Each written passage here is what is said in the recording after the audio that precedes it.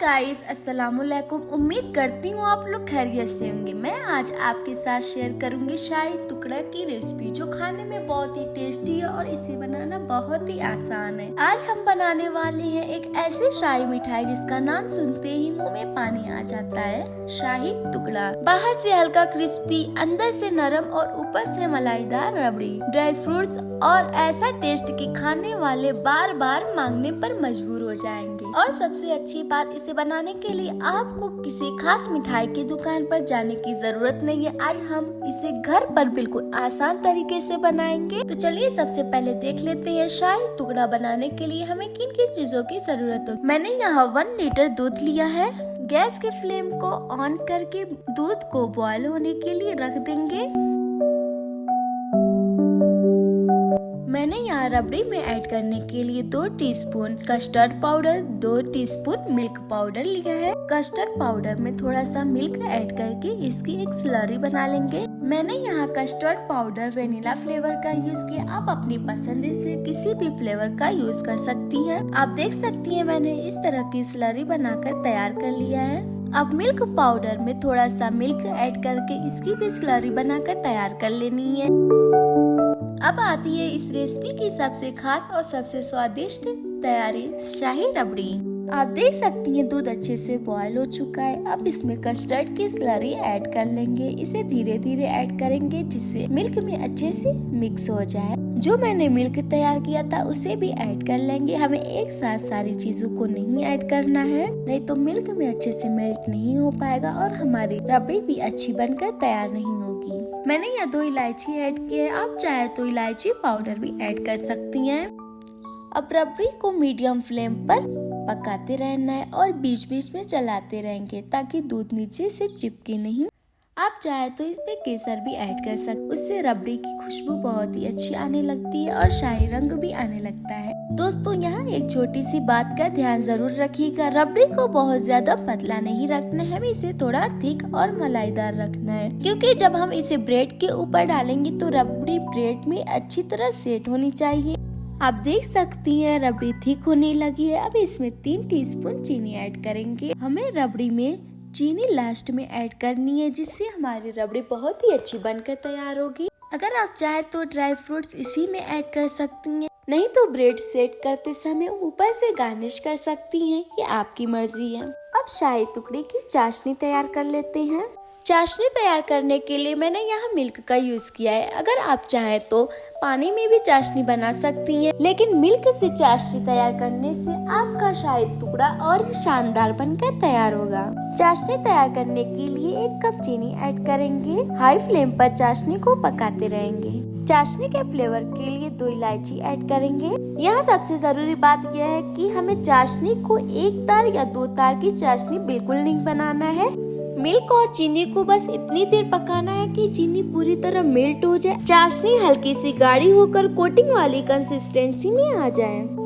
आप चाशनी को ज्यादा देर तक बिल्कुल ना पकाएं, वरना ये गाढ़ी होकर तार छोड़ने लगेगी और हमारे शाही टुकड़े का टेक्सचर वैसा नहीं रहेगा जैसा हम चाहते हैं। देखिए हमारी चाशनी बिल्कुल तैयार है, न इसमें तार है और न ही इसे ज्यादा गाढ़ा किया है। यह कंसिस्टेंसी शाही टुकड़े के लिए बिल्कुल परफेक्ट है। अब इसी चाशनी में हम अपने फ्राई किए हुए टुकड़े को हल्का सा डिप करेंगे। मैंने यहाँ ब्रेड की स्लाइस ली है। सबसे पहले हम ब्रेड के चारों तरफ के ब्राउन किनारों को नाइफ की मदद से काट कर अलग कर देंगे। किनारे काटने से ब्रेड का टुकड़ा देखने में बहुत ज्यादा सुंदर और एक जैसा बनेगा और फ्राई करने के बाद इसका टेक्सचर बहुत ही अच्छा आएगा।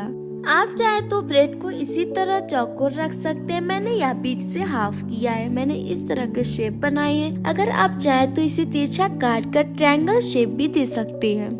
आप देख सकती हैं मैंने ब्रेड के सारे किनारे भी काट लिए हैं। अब हमारी ब्रेड बिल्कुल साफ और बराबर शेप में तैयार है। अब अगले स्टेप में हम इन ब्रेड स्लाइस को घी में हल्का सा सुनहरा और क्रिस्पी करेंगे, जिससे हमारे शाही टुकड़े का टेस्ट एकदम लाजवाब हो जाएगा।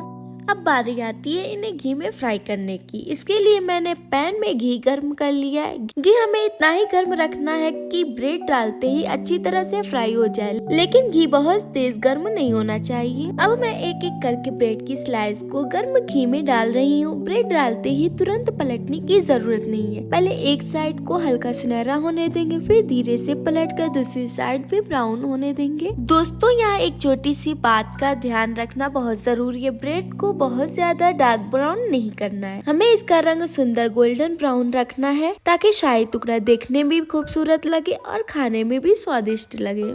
देखिए, ब्रेड की एक साइड कितनी अच्छी तरह से गोल्डन ब्राउन हो गई है। अब इसे धीरे से साइड चेंज करके और दूसरी तरफ भी अच्छी से ब्राउन होने देंगे। और जैसे ही दोनों तरफ से ब्रेड का रंग अच्छा गोल्डन ब्राउन हो जाए, हम इसे फौरन घी से निकाल लेंगे, क्योंकि ज्यादा देर तक फ्राई करने से ब्रेड बहुत ज्यादा सख्त और डार्क हो सकती है। देखिए, हमारी ब्रेड कितनी अच्छी क्रिस्पी और गोल्डन ब्राउन हो गई है। अब इसे तुरंत प्लेट में निकाल लेते हैं। इसी तरह हम बाकी सारी ब्रेड स्लाइस को भी फ्राई करके तैयार कर लेंगे। तो दोस्तों, हमारी ब्रेड बाहर से बिल्कुल क्रिस्पी और अंदर से अच्छी बनी हुई है। अब अगले स्टेप में हम इन फ्राई की हुई ब्रेड को अपनी तैयार की हुई मिल्क वाली बिना तार की चाशनी में डालेंगे, जिससे इसका टेस्ट एकदम शाही हो जाएगा।